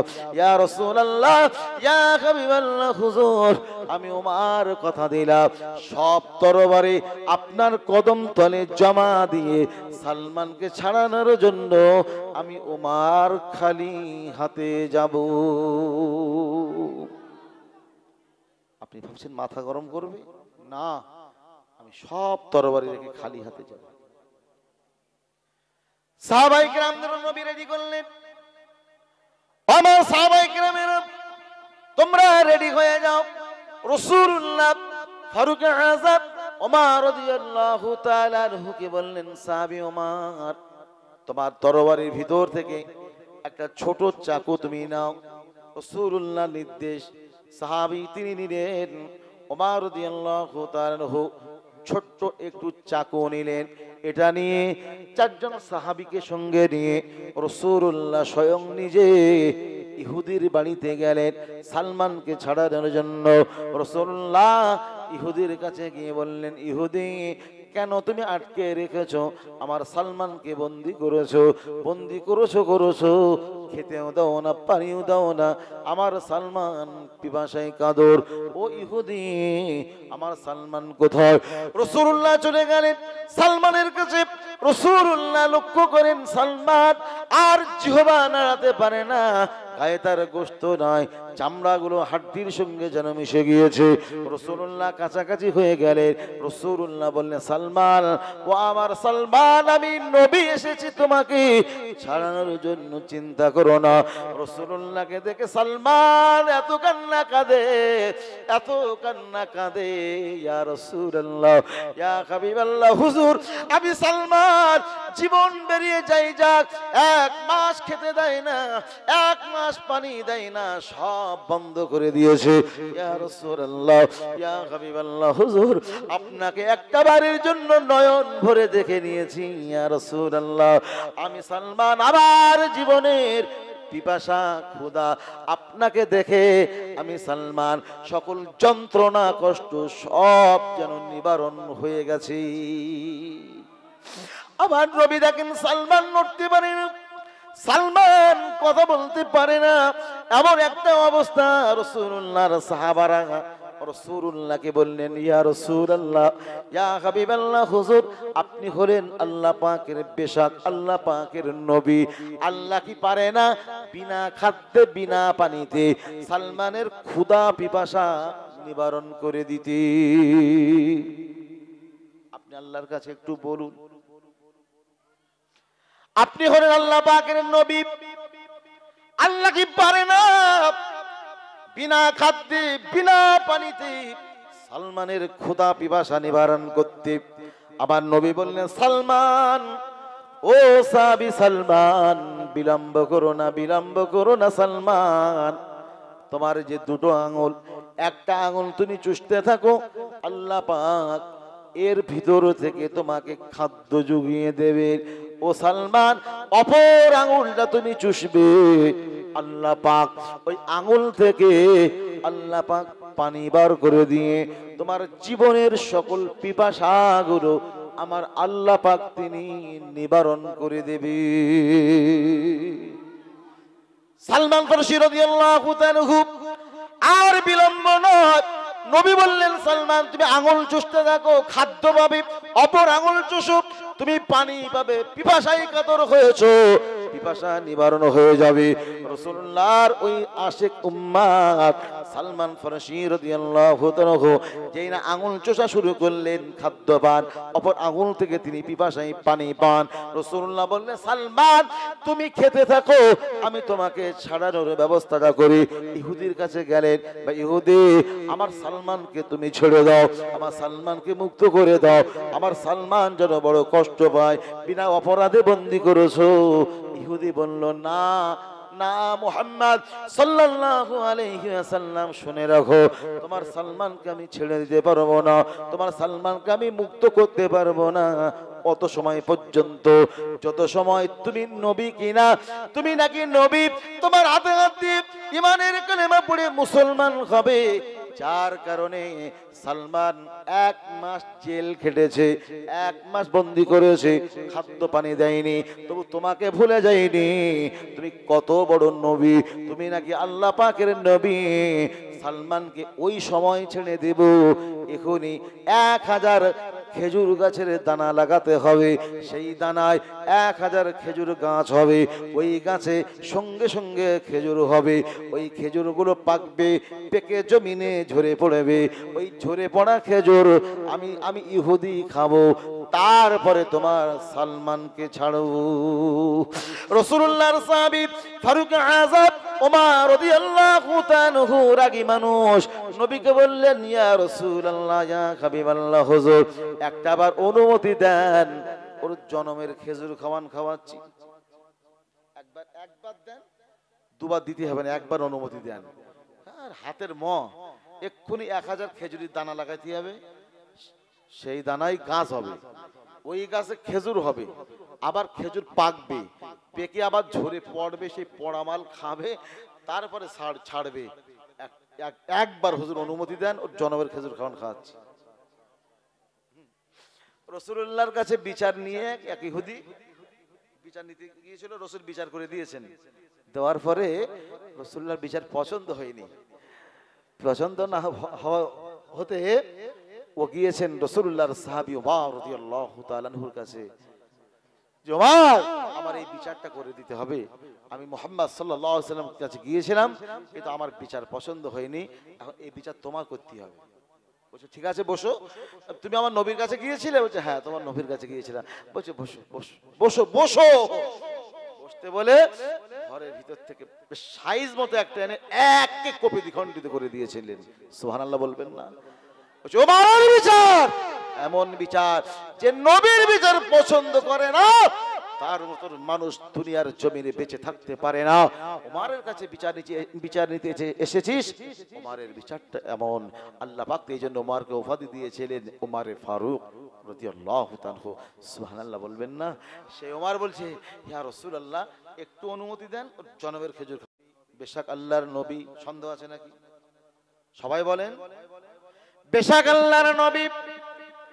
ও সাহাবী ওমর চিন্তা করো না ওমর, তোমার কাছে কত খেজুর দানা আছে তুমি বার করো। ওমর রাদিয়াল্লাহু তাআলা তানার কাছে কিছু খেজুরের দানা ছিল, সাথে সাথে বার করলেন। তানারা খেজুর খেতেন, খোরমা খেতেন, দানাগুলো কাছে রাখতেন। রাসূলুল্লাহ বললেন আবু বকর তোমার কাছে কি দানা আছে? বললেন ইয়া রাসূলুল্লাহ আমার কাছেও কিছু খেজুরের দানা আছে, বার করো। বার করলেন।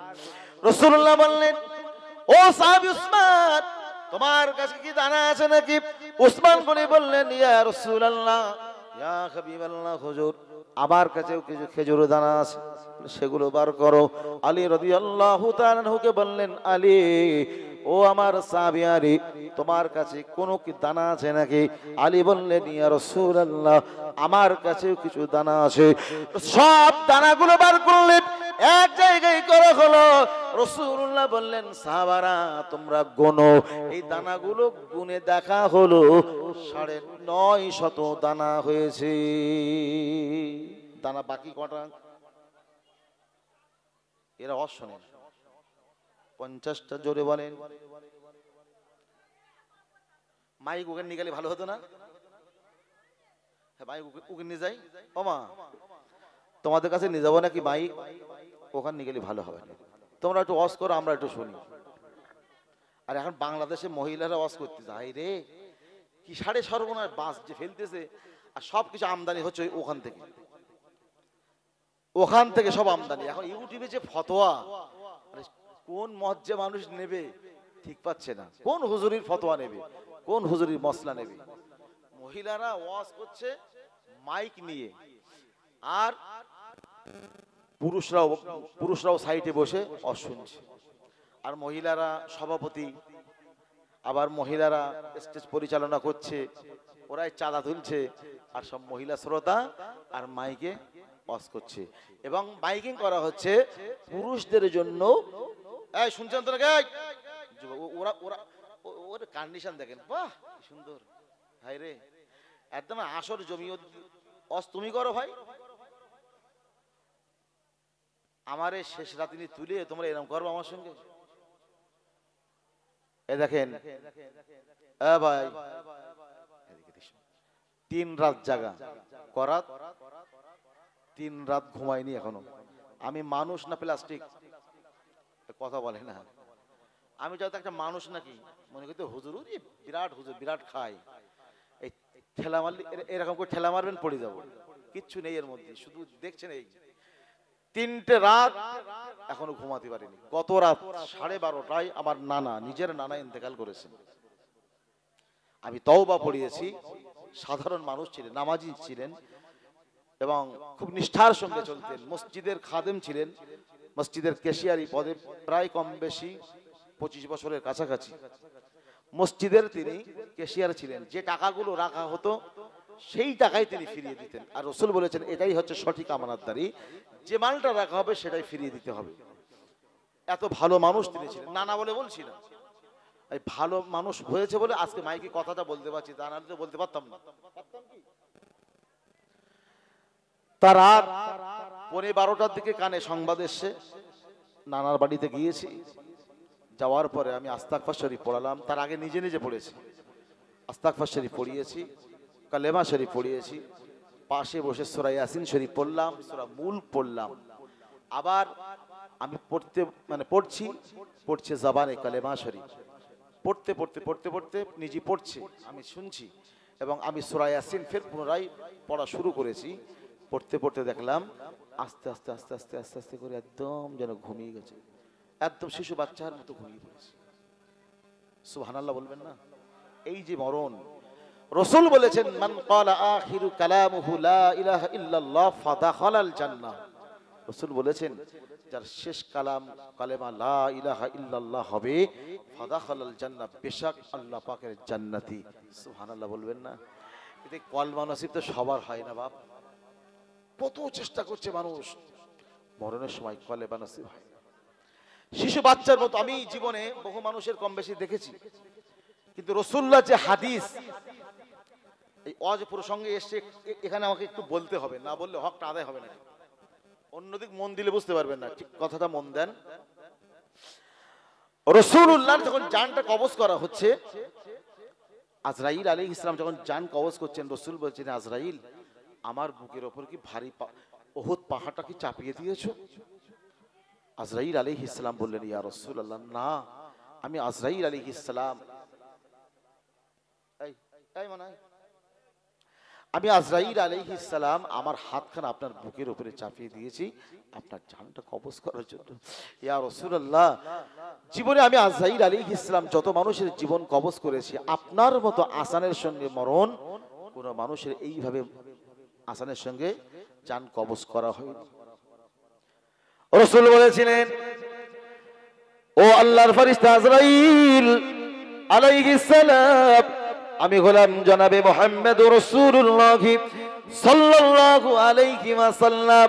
আমি আল্লাহ পাকের নবী, আল্লাহ পাক রব্বুল আলামিন আমি নবী মুহাম্মদ রাসূলুল্লাহ সাল্লাল্লাহু আলাইহি ওয়াসাল্লামকে লক্ষ্য করে কুল কায়নাত আসমান জমিন সব বানিয়েছেন।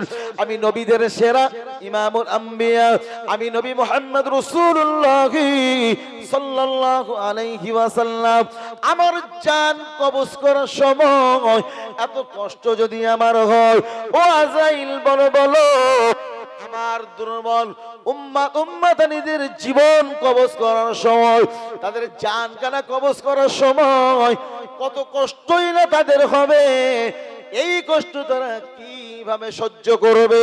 ও আজরাইল আলাইহিস সালাম আমার উম্মতানিরা বড় দুর্বল, তারা সহ্য করতে পারবে না এই মরণের জাকান্দানি, মরণের কষ্ট তারা সইতে পারবে না, সহ্য করতে পারবে না। ও আজরাইল আলাইহিস সালাম যত কষ্ট আছে না কেন, মরণের যত কষ্ট, সব কষ্টগুলো আমি রাসূলুল্লাহ আমার জীবন কবজ করার সময় সব কষ্টগুলো আমার উপর দিয়ে আমার জীবনটা কবজ করে দাও, আমার উম্মতানিদের যেন কষ্ট হয় না। জোরে বলবেন না? একটু জোর হবে না? রাসূল বলেছেন আমার উম্মতানিরা আমি তোমাদের নবী জনাবে মুহাম্মদ রাসূলুল্লাহ সাল্লাল্লাহু আলাইহি ওয়াসাল্লাম তোমাদের জানিয়ে দিলাম, কেউ যদি মরণের কষ্ট থেকে আসান পেতে চাও, মৌতের জাকান্দানি মৌতের কষ্ট থেকে আসান যদি পেতে চাও, মরণের সময় শয়তানি ধোঁকা প্রবঞ্চনা থেকে যদি বাঁচতে চাও, কেননা মরণের টাইমে শয়তান সে সময় এসে আমার আপনার ঈমানটাকে নষ্ট করার জন্য মরণের কষ্ট, মরণের জাকান্দানি, মরণের পিপাসায় যখন কাতর হবে, পানির পিপাসা এত এত পরিমাণ লাগবে, 7 সমুদ্র পানি যদি তাকে দেওয়া হয় তবু তার পিপাসা মিটবে না, এমন পিপাসায় কাতর হবে। সেই সময় শয়তান পেয়ালায় পেশাব করে নিয়ে এসে ওই আল্লাহর বান্দার কাছে জীবনটা বেরিয়ে যাবার সময়, সেই সময় এসে ওই পেয়ালায় পেশাব করে নিয়ে এসে বলবে, ও আল্লাহর বান্দা তুমি যদি পানি পান করতে চাও, পিপাসায় কাতর হয়েছো, পানি যদি পান করে তোমার জীবনটাকে যদি সার্থক করতে চাও, একটাবার পড়ে নাও লা ইলাহা, কোনো আল্লাহ নেই, এই কথাটা যদি তুমি বলতে পারো, তোমার সামনে পানি হাজির। একবার বলো লা ইলাহা, এতদিন লা ইলাহা ইল্লাল্লাহ মুহাম্মাদুর রাসূলুল্লাহ সাল্লাল্লাহু আলাইহি ওয়াসাল্লাম এই ফুল কলেমা পড়েছিস, আজ পানি যখন খাবি আর এত কাতর, তা বল লা ইলাহা, কোনো আল্লাহ নেই, জোরে বলবে না নাউজুবিল্লাহ, বললেই পানি। মরণের টাইমে, মৃত্যুর টাইমে, মৌতের সাকান্দানি, মৌতের কষ্ট এমন হয় মানুষের ঠোঁটটা শুকিয়ে যায়, দেখবেন পানি পান করতে চায়, পানি খেতে চায়, কিন্তু সেই সময় পানি তাকে খাওয়াবেন কিভাবে? চামচ করে দিলে খেতে পারবে না, ঠোঁটটা আঙুলি করে পানি দিয়ে ভিজিয়ে দেবেন আস্তে আস্তে করে, অর্থাৎ চামচ দিয়ে দিলে আটকে যেতে পারে, এভাবেই দেবেন না। এত পিপাসায় কাতর হয়, শয়তানের ধোঁকায় পড়ে ওই সময় বহু মানুষ তাদের ঈমান নেই, কিংবা অনেক সময় তো নামাজ কালাম পড়েছে, রোজা করেছে, কিন্তু মরণের টাইমে শয়তানের ধোঁকায় পড়ে ওর কলেমা পড়ে শয়তানের পেশাব পান করে খেয়ে মৃত্যুবরণ করবে ঈমান হারা হয়ে। কথা বুঝে এসছে? মরণের টাইমে ঈমান হারা হয়ে শয়তানের পেশাব খেয়ে তার মরণ হবে। সজাগ, মৌতের টাইমটা অন্তত মুমূর্ষ ব্যক্তির কাছে যে কখনোই বলবেন না পড়ো লা ইলাহা ইল্লাল্লাহ মুহাম্মাদুর রাসূলুল্লাহ কালেমা পড়ো, কথা বলবে না। তুমি পড়বে, শুনে যদি পড়তে পারে আলহামদুলিল্লাহ, না পারলে না পড়বে, কিন্তু কলেমা যদি অস্বীকার করে দেয় কাফের হয়ে যাবে। আবার আব্বাজান ভাইজানেরা, রাসূলুল্লাহ বললেন, হে আমার উম্মতানিরা, আমি তোমাদের নবী জনাবে মুহাম্মদুর রাসূলুল্লাহ সাল্লাল্লাহু আলাইহি ওয়াসাল্লাম তোমাদের জানিয়ে দিলাম, একদিকে মউতের সাকান্দানি, মউতের কষ্ট, অন্যদিকে শয়তানের ধোঁকা প্রবঞ্চনা, ঈমান হারানোর ব্যাপার রয়েছে। আমি নবী মুহাম্মদ রাসূলুল্লাহ সাল্লাল্লাহু আলাইহি ওয়াসাল্লাম তোমাদের জানিয়ে দিলাম, মউতের কষ্ট থেকে যদি বাঁচতে চাও, ঈমানটা নিয়ে আল্লাহর দরবারে যদি যেতে যাও, আমি তোমাদের নবী রাসূলুল্লাহ তোমাদের জন্য 3টা আমল দিয়ে গেলাম। কোন আমল? 1 নাম্বার, নবী বললেন মরণটা যদি ঈমানের সঙ্গে মরতে চাও, আমি তোমাদের নবী বললাম 1 নাম্বার আমল হলো দৈনন্দিন 5 ওয়াক্ত নামাজ বা জামাতের সঙ্গে আদায় করবে। 2 নাম্বার হলো প্রতিদিন ফজরের ফরজ নামাজ পড়ে, প্রতিদিন ফজরের ফরজ নামাজ পড়ার পরে আল্লাহ পাকের কালাম সূরা ইয়াসিন শরীফটা তেলাওয়াত করবে। 3 নাম্বার, রাসূলুল্লাহ বলেছেন প্রতিদিন 5 ওয়াক্ত ফরজ নামাজের পরে আল্লাহ পাকের কালাম এর ভিতরে একটা আয়াত রয়েছে, আয়াতের নাম হলো আয়াতুল কুরসি।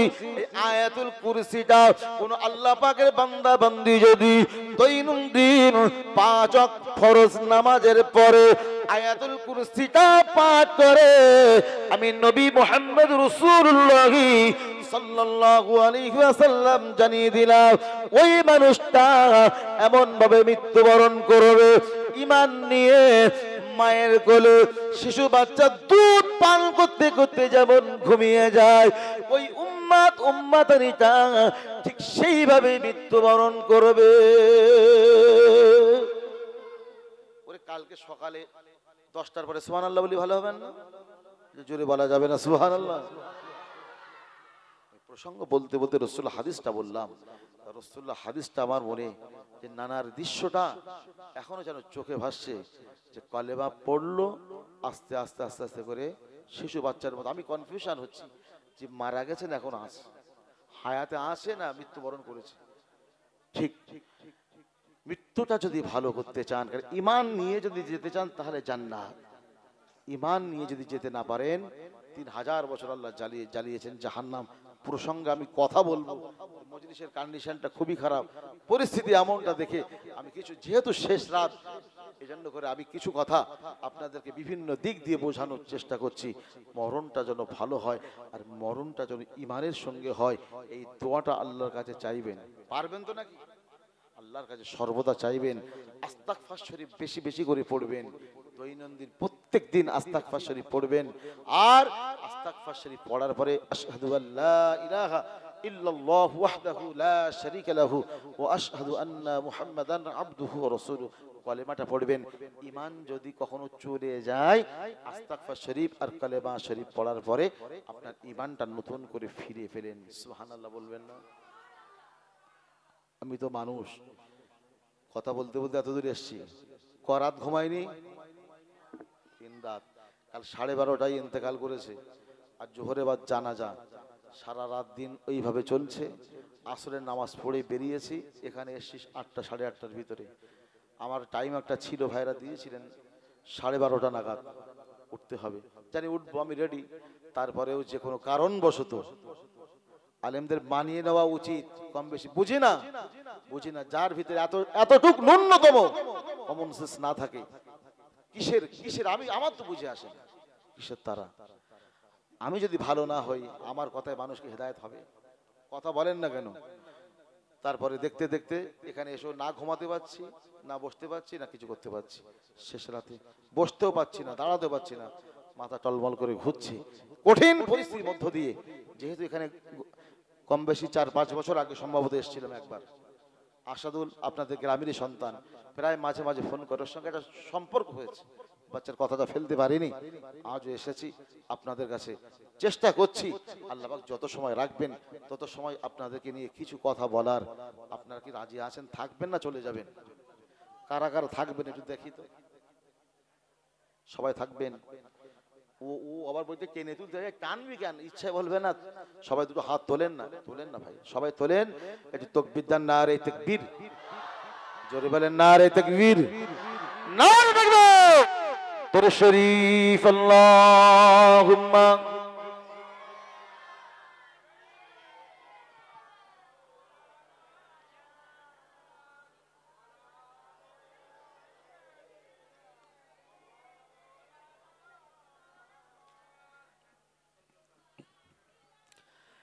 এসো তোমরা ইসলামে হবে যে উজালা,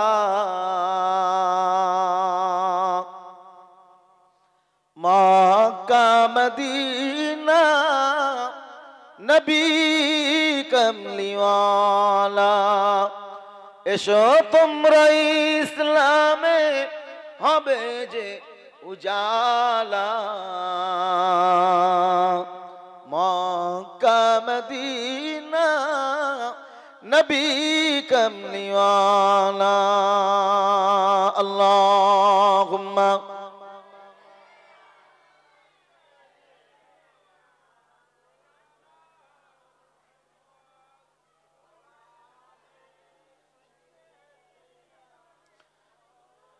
মক্কায় উঠিলেন নবীজি,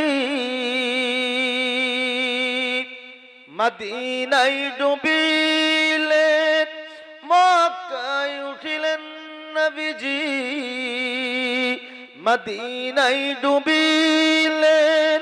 দুই জায়গার যত কষ্ট সহ্য করিলেন, তবু বদদোয়া দেননি তিনি, সহ্য করিলেন জালা। মক্কা মদিনা নবী কমলিওয়ালা। আল্লাহুম্মা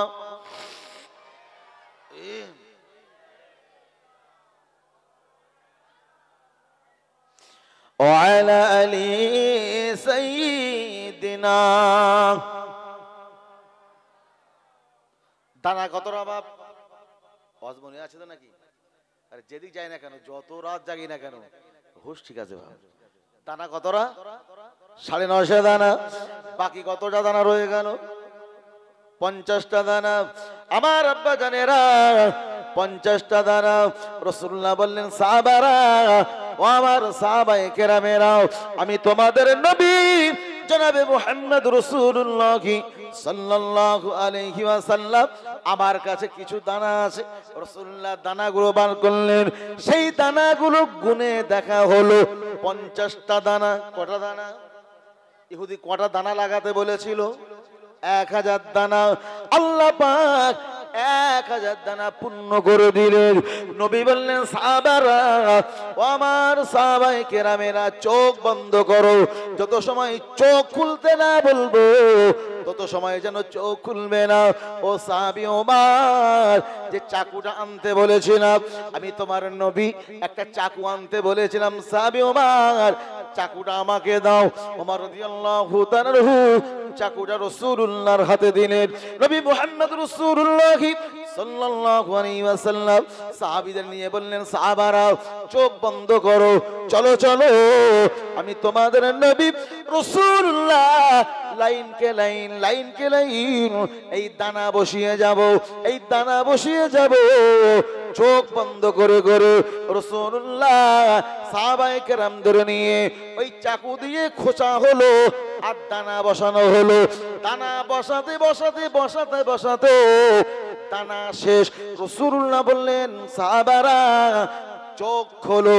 এই সাহাবায়ে কেরামেরা চোখ খুললেন, লক্ষ্য করে দেখলেন 1000 খেজুর গাছ মাথা উঁচু করে দাঁড়িয়ে আছে। জোরে জোরে বলবেন না? একটু জোর হবে না? নারে তাকবীর, নারে তাকবীর। মদিনায় যারা গিয়েছেন এখনো রাজ সাক্ষী হয়ে আছে। আমি নিজে চোখেও দেখে এসেছি। রাসূলুল্লাহর সাহাবী সালমান ফারসি রাদিয়াল্লাহু তাআলা আনহুর সেই খেজুরের বাগান এখনো মদিনায় মাথা উঁচু করে দাঁড়িয়ে আছে। গাছ দাঁড়িয়ে রইল। সাহাবায়ে কেরামেরা লক্ষ্য করলেন, শুধু গাছ নয়, এই গাছেতে খেজুর ফলে আছে। শুধু খেজুর নয়, কাঁচা খেজুর নয়, খেজুরগুলো পেকে রয়েছে। শুধু পাকা নয়, পাকা খেজুর গুলো, কিছু খুরমা গাছে, কিছু খুরমা নিচে, খুরমা কিছু পেকে পড়ে রয়েছে। ইহুদি বলেছিল 1000 খেজুরের দানা লাগাতে হবে, সেই দানায় গাছ হবে, ওই গাছে খুরমা হবে, খেজুর হবে, ওই খেজুর পাকবে, ওই পাকা খেজুর ঝরে জমিনে পড়বে, তারপরে তোমার সালমানকে ছেড়ে দেব। নবী বললেন, ইহুদি, ও ইহুদি, তুমি যে শর্ত দিয়েছিলে 1000 দানা লাগাতে হবে, আমি নবী 1000 দানা লাগিয়েছি, এই দানাতে গাছ হয়েছে, ওই গাছে খুরমা হয়েছে, ওই খুরমাগুলো পেকে পেকে জমিনে ঝরে পড়ে রয়েছে। ইহুদি, আমি নবী মুহাম্মদুর রাসূলুল্লাহ সাল্লাল্লাহু আলাইহি ওয়াসাল্লাম আমার শর্তটা পূরণ করে দিলাম, তোমার শর্তটা পূরণ করো।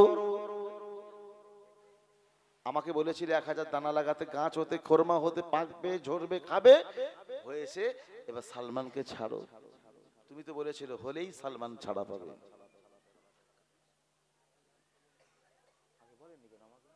লাইন ঘুরিয়ে দিতাম, বাকি আছে এখন কত হয়েছে?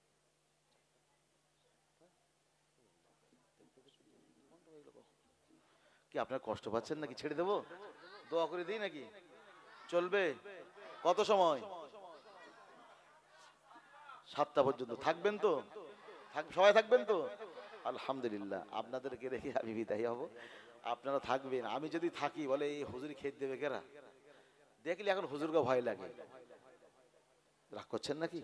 আর শেষ রাতে যদি বিভিন্ন মুখী কথা বলা না হয় না, আমি এখন একটা সাবজেক্টের উপর ওয়াজ করব, ও আর মাথায় ধরবে না, কারণ ঘুমের সঙ্গে একটা ফাইট হচ্ছে বিভিন্ন ভাবে, মানে 8টা 10টা 10টা 12টা 12টা পর্যন্ত একরকম, আর 12টা পার হলে মানে ওয়াজের লাইন তখন অন্যরকম হবে। তা না হলে বর্তমান সময় শ্রোতা খুব চালাক, বুঝতেছে হুজুরের জুত যদি ভালো বুঝি তাহলে থাকবো, আর জুত যদি ভালো না বুঝে ও চলে যাবে।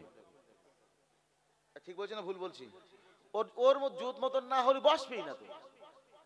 আল্লাহ বলছেন, উদউ ইলা সাবিলি রাব্বিকা বিল হিকমাতি ওয়াল মাউইযাতিল হাসানা, বান্দা আমার দিকে ডাকো হিকমত প্রয়োগ করে, সুন্দর সুন্দর কথা বলে আমার বান্দাদেরকে আমি আল্লাহ আমার দিকে ডাকো, আমার পথে আহ্বান করো। সুবহানাল্লাহ বলবেন না? রাসূলুল্লাহ বললেন, ইহুদি তোমার শর্তটা পূরণ করো। ইহুদি বললেন, ইয়া রাসূলুল্লাহ, ইয়া হাবিবাল্লাহ, হুজুর আমি ইহুদি বড় অন্যায় করেছি, বড় অপরাধ করে ফেলেছি, বেয়াদবি নেবেন না, ক্ষমা করে দিন, আমাকে মাফ করে দিন। ইয়া রাসূলুল্লাহ, ইয়া হাবিবাল্লাহ, হুজুর যারা বলেছেন নবী তাদের মুজিজা রয়েছে, আর নবীদের মুজিজা সত্য। ইয়া রাসূলুল্লাহ, ইয়া হাবিবাল্লাহ, হুজুর আপনি কত বড় নবী, আপনি নবী কিনা এজন্য করে আপনাকে একটু পরীক্ষা নিয়েছিলাম। ইয়া রাসূলুল্লাহ, ইয়া হাবিবাল্লাহ, হুজুর আর বিলম্ব নয়, সালমান ছাড়া পাবেই তো পাবে। সালমানকে কলেমা পড়ানোর আগে আমি ইহুদিকে কলেমাটা পড়িয়ে দিই। জোরে বলবেন না? একটু জোর হবে না? নারে তাকবীর! ইসলাম কি তরবারির জোরে এসেছে? জোরে বলেন না, জোরে বলেন না। ইসলাম এসেছে আমার রাসূলুল্লাহর আদর্শে। সুবহানাল্লাহ বলবেন না? আরে সেই ইসলাম আজ আমরা পেয়েছি, কিন্তু আমরা ইসলামকে পেয়ে ইসলামটাকে আমরা জবাই করছি। মন চাহি জিন্দেগি, আমি আপনি এইভাবেই যদি চলি, আল্লাহ পাকের আযাবে জাহান্নাম সহ্য করতে পারবো তো? কিভাবে সহ্য করবো বাবা? আযাবে জাহান্নাম কিভাবে সহ্য করব? 3000 বছর আল্লাহ জ্বালিয়েছে, পাইতি পাই। এ ভাই, এই তোরা সামনে বসে এরকম করবি? 3000 বছর জ্বালানোর পরে আমার আল্লাহ পাক আগুনটাকে আরো প্রজ্বালিত করেছেন, কঠিন থেকে কঠিন আগুনের তেজ। ওই জাহান্নামে যদি আমরা হই, দুনিয়ার আগুন সইতে পারি না, জাহান্নামের আগুন কিভাবে সই? জাহান্নামী যারা হবে, জাহান্নামের ভিতরে তাদেরকে যখন সাজা দেওয়া হবে, চেহারাটা কিন্তু এইরকম থাকবে না। আল্লাহ পাক আরো লম্বা চওড়া করে দেবেন। কোন কিতাবের বর্ণনা এসেছে আল্লাহ পাক 40 হাত চামড়া পুরো করে দেবেন, অর্থাৎ আগুন যেন তার গায়ে লাগে বুঝতে পারে। ওই আগুন পুড়তে পুড়তে চামড়া পুড়তে পুড়তে যখন হাড়ের কাছে চলে আসবে, আবার পুনরায় আল্লাহ পাক নতুন চামড়া গজিয়ে দেবেন, আবার পুড়তে থাকবে, আবার পুড়তে পুড়তে যখন হাড়ের গায়ে আসবে আবার নতুন করে চামড়া দেওয়া হবে, অর্থাৎ মানুষটাকে আযাব দেওয়ার জন্য, কষ্ট দেওয়ার জন্য। জাহান্নামীরা কাঁদবে, জাহান্নামের ভিতরে হাউ মাউ করে কান্নাকাটি করবে, চিৎকার করবে, কে শুনবে? পিপাসায় কাতর জাহান্নামের আগুনে পুড়তে পুড়তে যখন কালো হয়ে যাবে আর পিপাসায় যখন কাতর হবে, সেই সময় ক্ষুধা যন্ত্রণায় খেতে চাইবে। কিতাবে কোরআন শরীফের ভিতরে আল্লাহ পাক বর্ণনা দিয়েছেন, যাক্কুম কাঁটা যুক্ত খাদ্য তাদেরকে দেওয়া হবে। ক্ষুধার টাইমে দেখবেন পান্তা না গরম, পচা না কি, ওসব কিছু মনে হয় না, দুটো হলেই হলো, মনে হয় খেয়ে জীবনটা বাঁচায়। জাহান্নামীদের অবস্থা ঠিক সেই রকম হবে, অর্থাৎ কাঁটাযুক্ত খাদ্য কড়মড় করে সেই সময় গিলে খেতে যাবে, অর্থাৎ গালের ভিতরে যেই ঢুকিয়ে দেবে আর গিলতে পারবে না, গলায় যে আটকে যাবে।